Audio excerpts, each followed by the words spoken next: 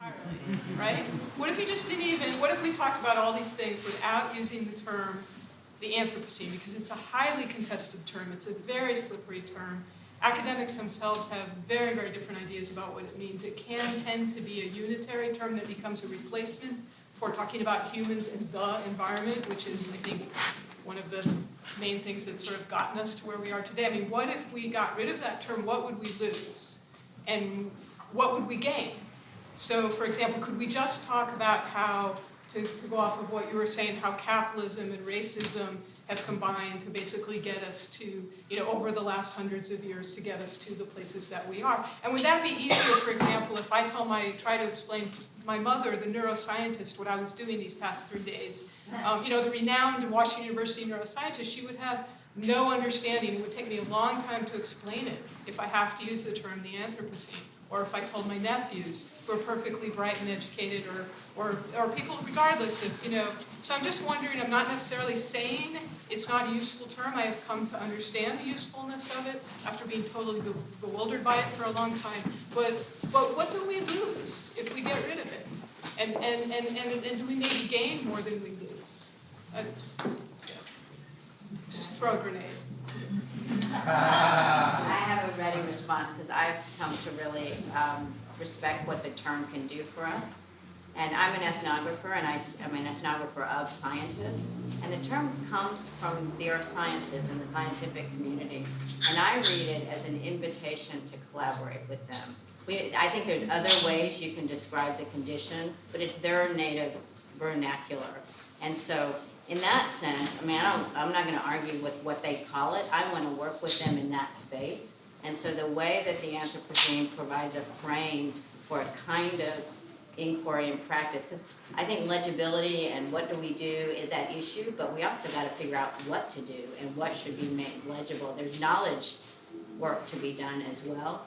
And so the way, and this is why linking it to the vernacular, I think is so important. I think Anthropocene is one idiom, and the question is, what are other idioms that are used that can supplement? Because in the scientific community, they're reaching for, they don't know what to call stuff, the kind of need for a kind of new language to articulate it.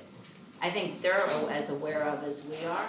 So just in recognizing that it's kind of like a term that comes from that community, that I think is an active invitation for humanists to join them in a different kind of analysis and practice. So in that sense, I'm a fan, so to speak. My name is Bernd Scherer. I'm the director of the GCADD, Haus der Kulturen der Welt in Berlin. And we started in 2012 together with the Max Planck Institute for the history of science, this Anthropocene project. And I just want to respond to this one aspect. There are many aspects, audiences and so on, I could also speak a lot about. But what does this term does for us? I must say, first of all, I completely agree with Kim. When I got the information and read first books about and articles about the Anthropocene, I also saw it as an invitation from the natural sciences to cooperate with the cultural sciences, the humanities, and the social sciences. To see the world not anymore separated on the one side in material processes and on the other side in human actions, but looking at the intertwinedness of both of them. This was one level.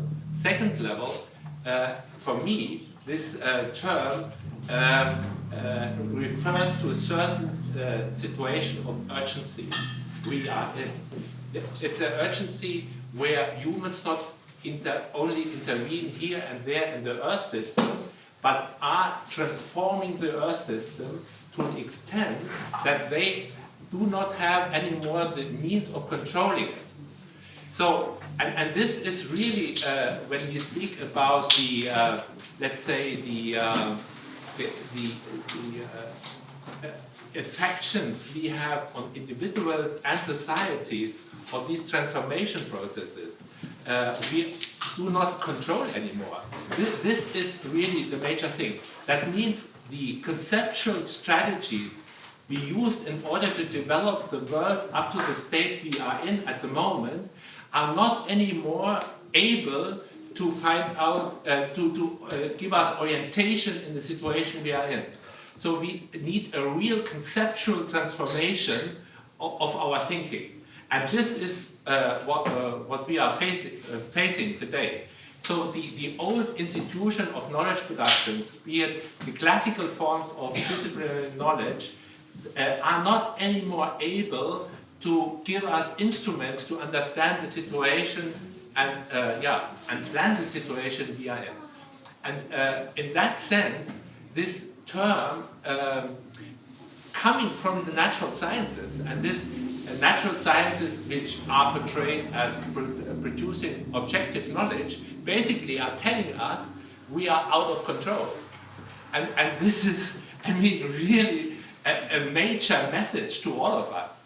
I think for us, this term is crucial. I mean, of course, you can replace it with other terms, but this basic idea is so crucial to understand the situation we are in. And when I see the nuclear field we went to 2 days ago, I mean, this is the incarnation of the situation we are in. This is a landmark which was produced out of scientific knowledge, transformed into technologies, and has a potential of violence to this city and to this whole area, which is going to last thousands of years. And it's beyond our normal imagination of how we see life. And this is the Anthropocene. I mean, we are really here at the heart of it, really at the heart. Yeah. One short remark on the Anthropocene, adding to what Kim and Bernd said. It allows us to think about things holistically, not to isolate the problems, but to see their connections. And there we can really learn from the Earth system cycles, because there has been a development in the last decades where the Earth sciences, geology, stratigraphy, and so on, have developed this more systemic understanding of the planet as a connected system. And now we have to extend that understanding to bring in the human side. And the humans doesn't just mean humans all on sort of, which are equal players. Of course, we have to take into account the divergencies, the differences of power, and all of that is not left out of the term, because it's sometimes accused to do that. No, it is not.